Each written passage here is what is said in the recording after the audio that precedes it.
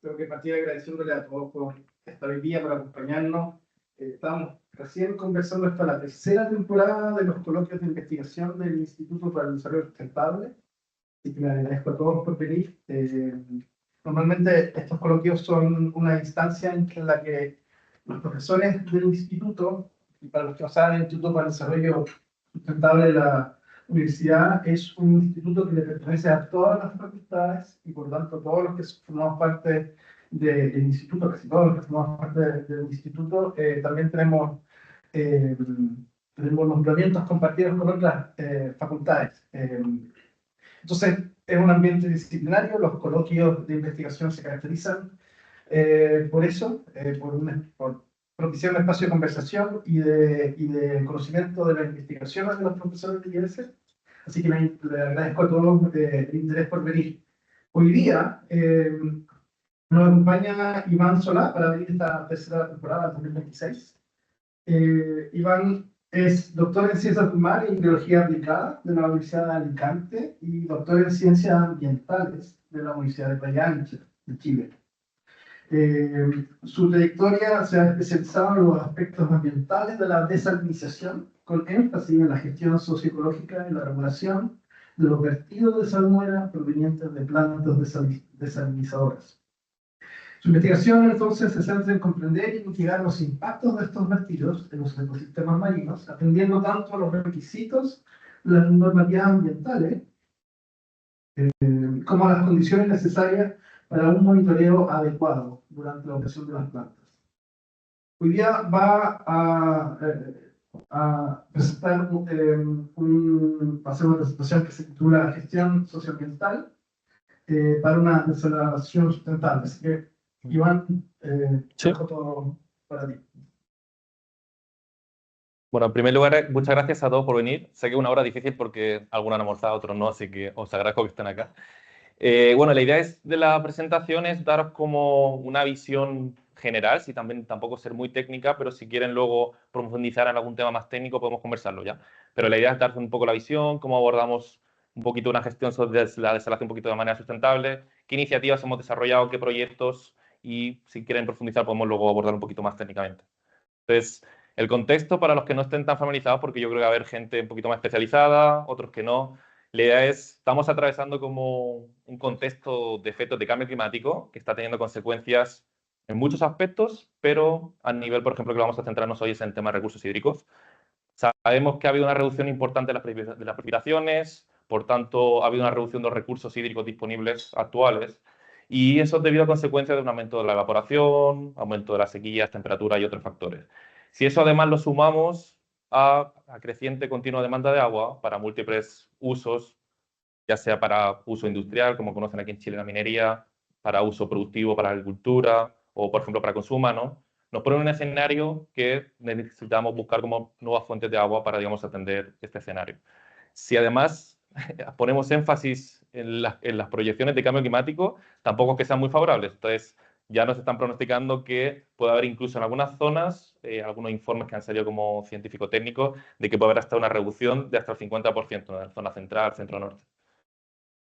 Además, el contexto general, el contexto global, por ejemplo, Chile podemos ver que es una de las zonas donde hay una extremadamente, digamos, escasez de hídrica, digamos, como proyecciones de cambio climático, igual que otras zonas como, por ejemplo, las regiones mediterráneas, España, el norte de África.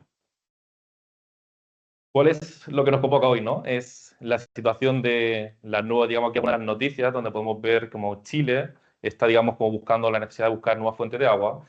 Y entre ellos, la desalación es una de las principales estrategias, ¿no? Podemos resumir dos principales estrategias como nuevas fuentes de agua. Una es el reuso de aguas residuales y la otra es la desalación. Hoy vamos a poner el foco en la desalación.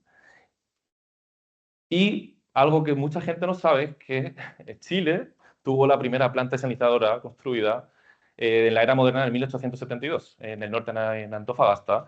Y fue digamos, como empleando como energía solar, digamos, tuvimos como una planta que, digamos, como producía agua dulce para la minería, como un contexto que mucha gente no sabe, pero fue la primera en el mundo. Sin embargo, en el caso de Chile y en el caso global, la industria de la desalación también tiene ciertos desafíos, ¿no? Y entre ellos tenemos desafíos como la parte ambiental, desafíos como económicos, desafíos también como a nivel de financiación social. Aquí se han solapado los gráficos, no sé por qué al pasarlo, pero la idea es que si nos centramos en el caso de Chile, los dos factores principales que limitan el desarrollo de proyectos es la parte ambiental, digamos los aspectos como ambientales, y la parte económica, digamos el coste del agua salada. Y además esto lo sumamos a ciertos desafíos como por ejemplo a nivel de gobernanza, a nivel de aspectos regulatorios. Bueno, ahora más adelante comentaré algo respecto a la parte regulatoria, pero digamos que tenemos distintos desafíos que abordar desde el punto de vista de la desalación. Y entre ellos, el tema que el impacto ambiental, los impactos de los vertidos de salmuera, aquí puedo poner solo algunas de las noticias que han sido en el último año, tanto en Chile o en España, donde a pesar de que es una industria que lleva más de 20 años, podemos ver que todavía el desafío del impacto de los vertidos de salmuera sigue generando tanto un impacto bastante fuerte a nivel social como a nivel ambiental y por tanto es la necesidad de abordarlo con apoyo de la academia. Existen diferentes mitos que igual es importante abordarlos, ¿no? Y entre ellos hay un mito general de la desalación porque se tiende a comparar que los efectos de la desalación, por ejemplo, de una planta de ósmosis inversa, porque existen diferentes tecnologías, se compara, por ejemplo, con la desalación térmica o una termoeléctrica o otro tipo de vertidos. Y por tanto, esto es importante entender que los efectos ambientales son diferentes y por ello va a depender de cada industria o tecnología. Y por tanto, la pregunta primera sería, ¿qué son los vertidos de salmuera de una planta de ósmosis inversa? ¿No? Si lo comparamos, y por eso luego a veces uno puede buscar en Google, ¿no? Y es muy fácil googlear y decir, no, que el impacto de los vertidos tiene estos efectos. No, o sea, hay que identificar, porque en el mundo también existen otras tecnologías, pero la tecnología ósmosis inversa es la más empleada a nivel global. ¿Y por qué? Porque a día de hoy es la más eficiente energéticamente y por tanto el coste del agua es mucho más barato. Por tanto, la gente, la tecnología, digamos, está, digamos, avanzando hacia el desarrollo del uso de la planta de ósmosis inversa. Y ya, digamos, a día de hoy, a nivel global, ya compone más del 70%. Antiguamente, la evaporación térmica se empleaba mucho porque en zonas, sobre todo del Middle East, o cuando no teníamos un desarrollo de la membrana de ósmosis inversa y, por tanto, se empleaba la evaporación térmica. A día de hoy, ya globalmente, la tecnología desarrolla a través de ósmosis inversa. ¿Y cuáles son los efectos asociados a una planta de ósmosis inversa? Principalmente es un agua de mar concentrada, porque captamos el agua de mar de una fuente salobre y, por tanto, tiendes a concentrar o duplicar la salinidad captada. La temperatura, cloro neutralizado, oxígeno disuelto suelen ser, digamos, estas variables suelen ser similares al agua de mar que se capta. Y, no obstante, existen algunos elementos durante la fase de pretratamiento que se emplean durante, por ejemplo, la limpieza de membranas, su mantenimiento, operación, que esto puede incurrir algún tipo de afectación físico-química siempre, digamos, que cuando no se ha operado correctamente durante la planta no ha operado correctamente y, digamos, puede generar un efecto adicional. Va a depender también de la operación de cada planta y por eso también es importante como influir en ello. Si lo comparamos con la estrategia de operación térmica, podemos ver que no solo hay un incremento de salinidad, sino hay un efecto de la temperatura, hay un incremento del cloro, el oxígeno suelto baja, por tanto, los efectos de cada industria van a ser diferentes dependiendo de cada tecnología. Es importante como caracterizarlo. Y una vez tenemos caracterizado lo que son los vertidos, podemos entender que además el efecto ambiental va a depender de la composición del vertido, del método de rechazo. Normalmente en Chile, si lo aterrizamos, las plantas industriales, la mayoría son con 100% con emisarios submarinos. La capacidad de producción no es lo mismo tener una planta de 100 litros que de 1000 litros. Y también algo que esto es positivo para Chile, pero también algo que afecta mucho son las condiciones oceanográficas, ¿no? Entonces, no es lo mismo verter en una zona con mucha corriente o una zona, digamos, que no tenga un proceso de mezcla favorable, sino que que verter en una zona como condiciones con mayor pendiente, que tengamos, digamos, unas condiciones con corrientes que favorezcan la mezcla del vertido. Entonces, es importante también caracterizarlo y por ello también nosotros, digamos, desarrollamos monitoreos marinos para también entender cómo funcionan los modelos también, tenemos modelos matemáticos versus validaciones que hacemos en terreno. Por tanto, una vez que caracterizamos esto, sabemos que el vertido, si tiene mayor salinidad, ¿qué va a ocurrir? Algo que es más salino tiene mayor densidad y por tanto tiende a ir al fondo, ¿no? Entonces, si yo tomo un vaso de agua, lo vierto, va al piso, no va al suelo. Un vertido de salmuera, al ser más denso, tiende, digamos, a seguir la línea batimétrica al fondo, porque al ser más denso va digamos, como tendiendo a ir al fondo, ¿no? Entonces, si vemos aquí en el gráfico, genera, digamos, este efecto, ¿no? Al salir del emisario, va a tender a seguir la línea como un poquito más de profundidad. Entonces, ¿cuáles son las especies o ecosistemas que sean más afectados? Las que vienen al fondo, ¿no? Entonces, ahí tenemos ecosistemas que ya sean de macroalgas, de pastos marinos, macrofauna o especies, digamos, que vienen en sedimento, ¿no? Infauna. Todas ellas son las que se ven principalmente afectadas. No obstante, hay que destacar también algo positivo, ¿no? Es que tenemos unas herramientas de gestión, entre ellas están los estudios de impacto ambiental, la resolución de calificación ambiental, donde, digamos, los proyectos se someten al servicio de evaluación ambiental, donde se evalúan, digamos, las medidas preventivas, de mitigación, y además están presentes los programas de vigilancia ambiental que incluyen, digamos, los requerimientos durante la fase, digamos, de operación para monitorear los efectos de la industria, de la planta, del vertido de salmuera durante la fase operativa, que va incluido a su vez dentro de la resolución de calificación ambiental. No obstante, también hay que destacar un punto, ¿no? Esta es la normativa que hay, pero existen brechas, ¿no? A nivel normativo. Y entre ellos, nosotros venimos trabajando desde hace muchos años y ya levantamos en el año 2018, empezamos a trabajar y publicamos este trabajo que era para evaluar cuáles son los requerimientos que se exigen a las plantas, ¿no? Para entender, digamos, si, digamos, hay una gestión adecuada o no, o cuál es el estado de la normativa.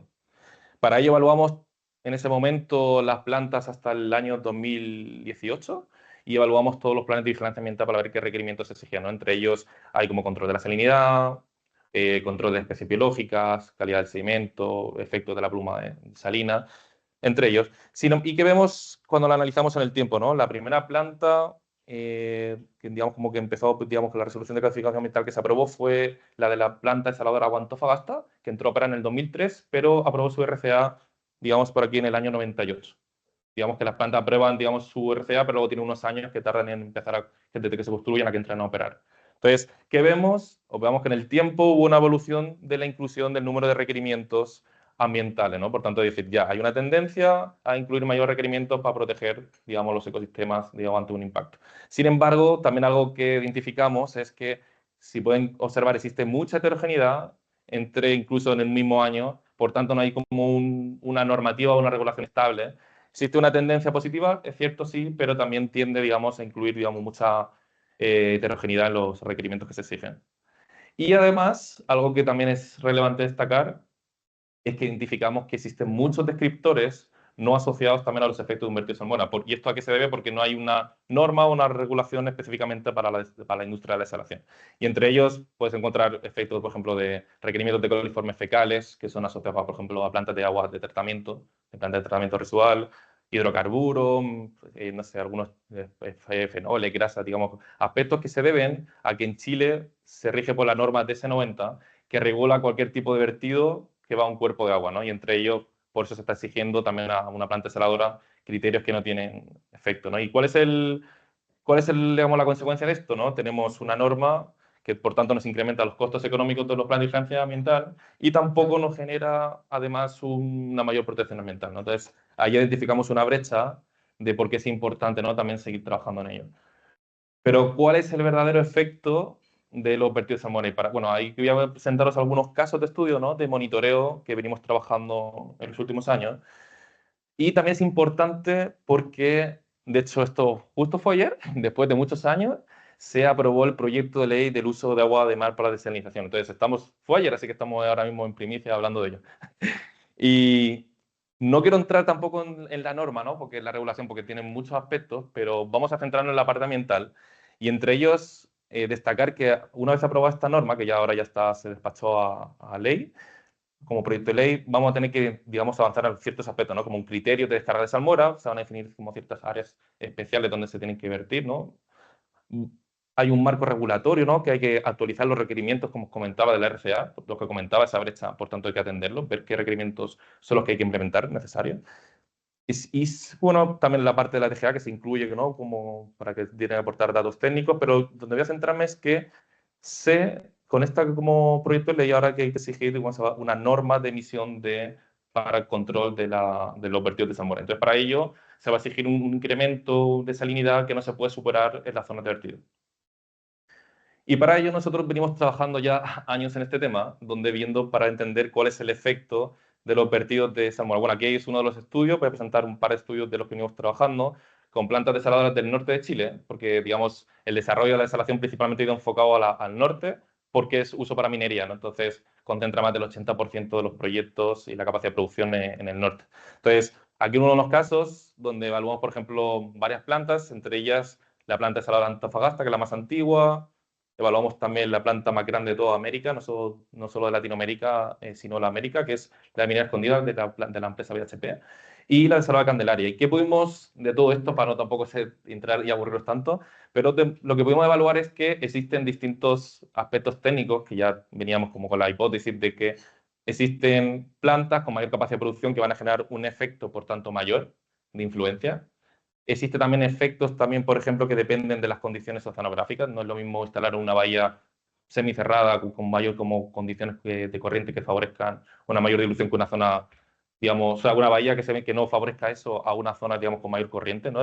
Identificamos ciertos aspectos y algo que igualmente fue favorable fue que en ambos casos, en los casos de estudios que evaluamos, en ninguno de los casos se superó el 5% del incremento de la salinidad a 100 metros del punto de vertido.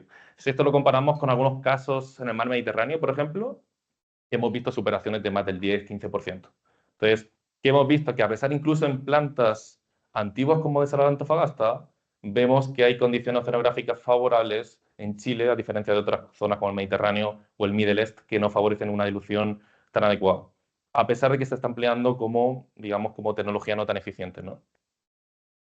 ¿Y a qué se debe, por tanto, cuando hemos observado impactos a nivel ambiental? Se debe porque hay una mezcla insuficiente, ¿no? Por ejemplo, quiero presentar un caso de estudio muy interesante, que es en 2 desaladoras en el norte de África, en Argelia, misma capacidad de producción, mismo tipo de hábitat, mismo tipo de fondo, y sin embargo, en el caso que vemos aquí a nivel, en la figura izquierda, el efecto del vertido llega a alcanzar hasta kilómetros, y en el caso de la derecha, cuando se implementa un sistema mucho más de dilución, con uso de difusores que favorecen una mayor dilución, en apenas cientos de metros se diluye. En cambio, en este caso, se extiende hasta kilómetros desde el punto de vertido, el área de impacto.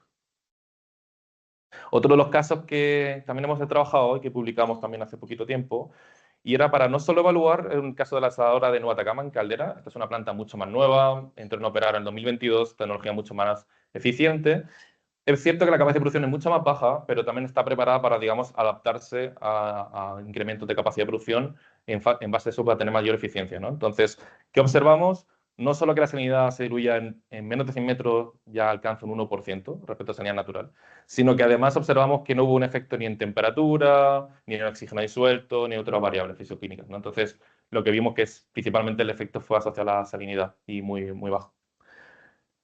Por tanto, bajo este contexto de normativa y de proyecto de ley en el que vamos a tener que trabajar una norma, también es importante considerar algo, no solo los efectos del vertido de la salinidad, sino saber si estos porcentajes que hemos identificado de un 3% o 4% genera un impacto o no, porque igual alguien podría decir, ya ese 3% Iván, a lo mejor genera un impacto negativo, ¿no? Entonces, y quizás a diferencia de otras zonas como en Australia o el Mediterráneo, podría generar un efecto, ¿no? Entonces, no podemos extrapolar tampoco, digamos, normas que están empleándose en Australia o en otras partes del mundo, llevarlas a cabo aquí a los ecosistemas de Chile, ¿no? Para ello hay que evaluarlo.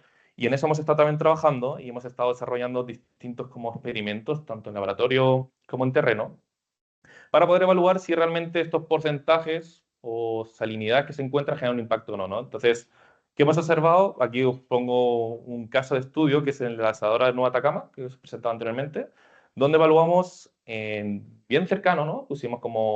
Implementamos distintos experimentos a 5, 30 metros y una zona control a kilómetros alejada de la zona de influencia. Y lo que vimos es que la salinidad máxima que se encontró fue como de un 3,5% y en este caso, usando, bueno, sin entrar en no aburrirlo mucho, pero empleamos uso de biomarcadores de estrés oxidativo y antioxidantes y lo que vimos es que no se observó un impacto significativo, digamos, como en el experimento que estábamos desarrollando, empleando como modelo de especie una macroalga que es Rhodymenia, que es cercana, presente en la zona de las desaladoras, en la zona del norte, por tanto la empleamos como modelo de especie de indicadora porque está presente cercano a los puntos de vertido.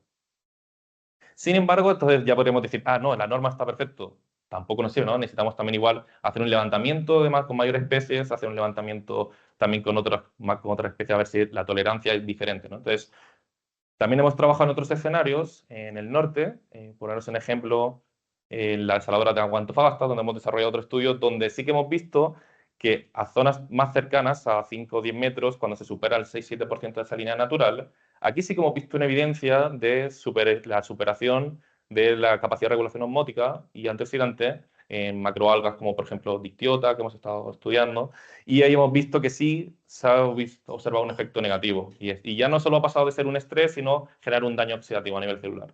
Por tanto, existen, digamos, ahora mismo una norma a nivel australiana que se considera como un 5%, ¿no? Y suele ser un estándar internacional que se tiende a aplicar a nivel como en muchas como zonas cuando no tiene una norma, ¿no? Entonces, ¿qué observamos de cara a la norma en Chile? ¿No? Que es decir, uno, tenemos que establecer un incremento de la salinidad que vaya en torno a las especies como su tolerancia. Entonces, podría ser en torno al 5%, esto lo considera la normativa ANSES de Australia, pero quizás podríamos definirlo, ¿no? Y adecuarlo un poquito a ese 5%, ¿no? Jugar con ese valor, pero va a estar en ese rango, ¿no?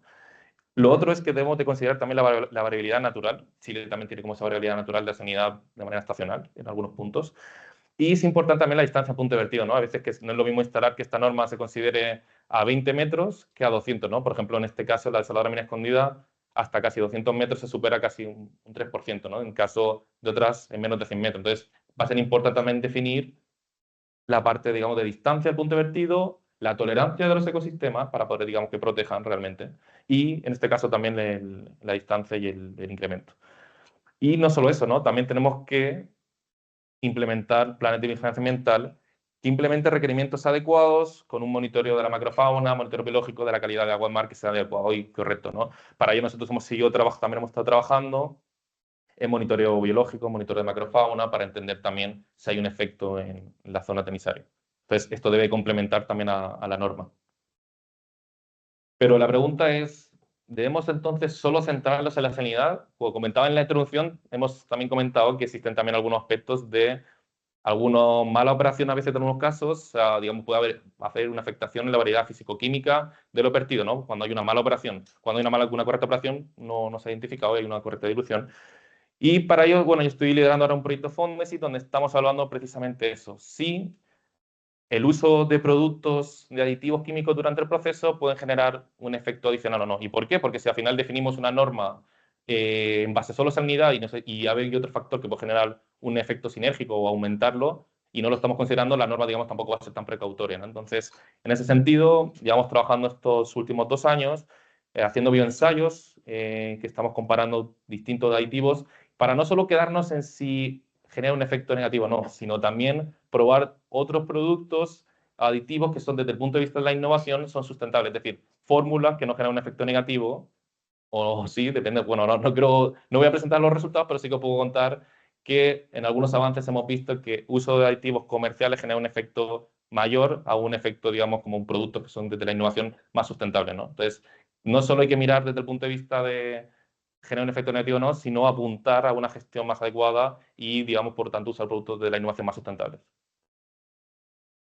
Y además, esos resultados también los estamos comparando con experimentos que estamos desarrollando en terreno. Bueno, aquí tenéis como uno de los experimentos, como un bioensayo con macroalga, como comentaba, con dictiota, ahí con Rhodymenia. Y aquí se puede ver el contexto que está el emisario, bueno, pueden observar un poquito que se ve más denso el agua porque es por el efecto de la salmuera, ¿no? Se puede comparar, se observa claramente. Por tanto, aquí un punto que donde hay que destacar, ¿no? Es la importancia de las colaboraciones de la academia con el sector público-privado, porque nos permite, digamos, generar una mayor transparencia a nivel operacional, nos permite también, por tanto, avanzar hacia medidas de gestión más sustentables y facilitar también el intercambio de conocimientos, desarrollo de soluciones efectivas y sustentables para la industria, ¿no? Y entre ellos quería presentaros algunos de los casos, así brevemente, de cómo la academia, aparte de los anteriores, podemos colaborar, ¿no? Aparte de esos casos anteriores.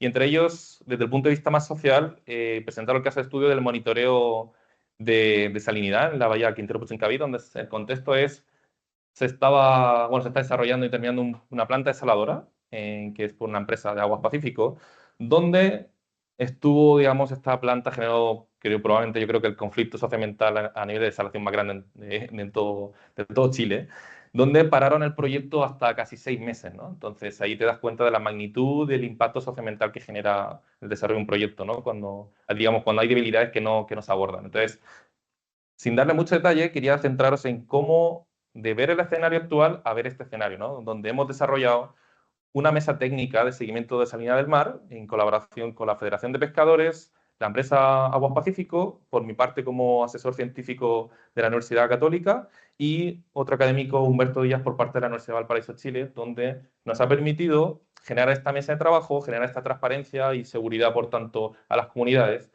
con una metodología científica robusta, como os comentaba, los estudios que hemos publicado anteriormente, diseño de una campaña científico-técnica, validar, por tanto, normativas internacionales.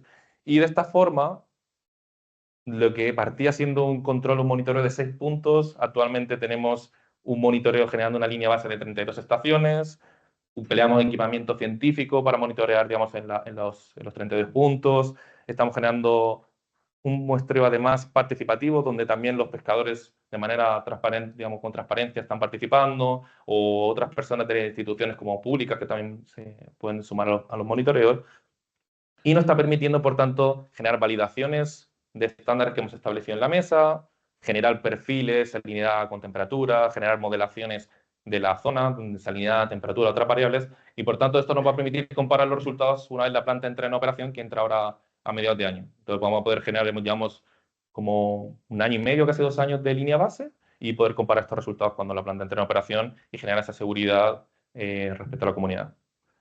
Otro de los casos a destacaros es, bueno, estoy liderando en colaboración con la Asociación Chilena de Desalación una plataforma de monitoreo de salinidad donde estamos integrando los resultados de manera que genere una transparencia también de los proyectos que se están monitoreando y permitan, digamos, demostrar qué proyectos se están validando con las normativas o estándares que se establecen, entender cuál es el efecto que se genera a nivel, digamos, de las plantas desaladoras, por caso de estudio, dependiendo de cada característica, ¿no? Entonces, aquí se pueden ver el incremento de salinidad por planta desaladora, etc.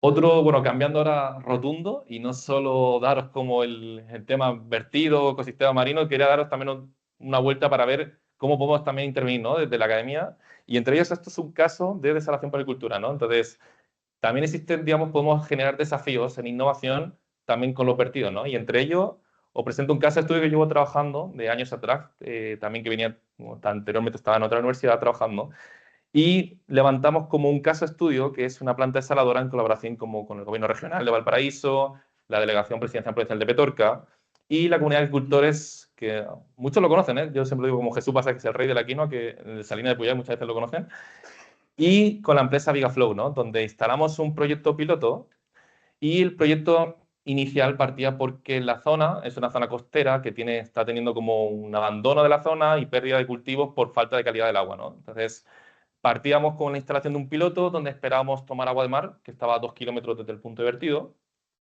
y la idea era usar ese agua de mar, tratarla para tener cultivos de, en este caso, frutilla, que era un cultivo que hace más de una década se desarrolló en la zona y se dejó de cultivar por falta de calidad de agua y, por tanto, hubo una pérdida de valor económico y, aparte, una pérdida de un cultivo que era también de valor productivo, ¿no? Y de consumo alimentario. Entonces, ¿qué fue la ventaja de esto? Es que dijimos ya, la desalación también es proporcional. O sea, está hablando todo el rato de agua de mar, pero también podemos desalar aguas salobres que tienen una salinidad mucho más baja y por tanto el costo también es más bajo y por tanto también el vertido tiene una salinidad más baja. Entonces, ¿qué planteamos aquí como desde la innovación y desde la academia? ¿Por qué no desarrollar este modelo empleando como la agua salobre, que era, digamos, perdió la calidad para usar cultivos tradicionales o cultivos de la zona? Y además utilizar la estrategia de reutilizar el vertido de rechazo para otros tipos de cultivos bajo un modelo de economía circular.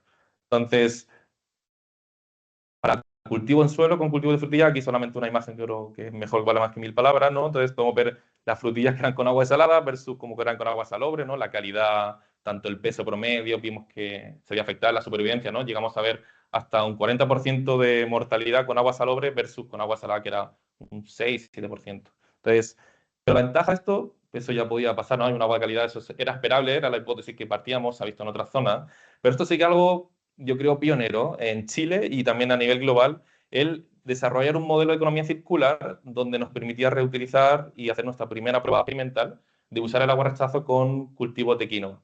Y lo que vimos al final es que no solo es que tuvo un menor estrés, sino que generamos como una tendencia a un mejor crecimiento incluso con cultivos de quinoa empleando el agua de vertido rechazo. Y esto se debe porque la quinoa ya lo partimos, ¿no? Conversamos, y el vertido de las quinoa, digamos, como especie, se emplea como en el norte, en zonas cercanas a los salares, y tienen como una tolerancia mucho mayor. Entonces, fue como un modelo de especie perfecta para reutilizar el vertido. Bueno, destacaros que a nivel de colaboraciones como académico, público-privadas, venimos muchos años trabajando tanto a nivel nacional como internacional, colaborando con distintas empresas, asociaciones como, por ejemplo, Latinoamericana de Salación y Reuso, la Asociación Chilena, por ejemplo, sanitaria de CONSA Chile, aquí de SACIR Agua, por ejemplo, a nivel internacional, Vigaflow, y la importancia de por qué destacar eso, ¿no? Las colaboraciones generan este tipo de desafíos. Y bueno, y para cerrar, quería mostraros que también estamos en una iniciativa que ahora mismo está en revisión, un libro, que es Desalinización en Chile, que es como bajo una mirada de la ciencia, ¿no? Que estamos ahora en revisión en la editorial UC, donde esperamos que ojalá se publique también este año y haya también como un documento pionero en Chile, ¿no? Bajo evidencia científica. Bueno, y muchas gracias. Cualquier cosa, aquí también está mi mail, pueden contactarme con lo que quieran.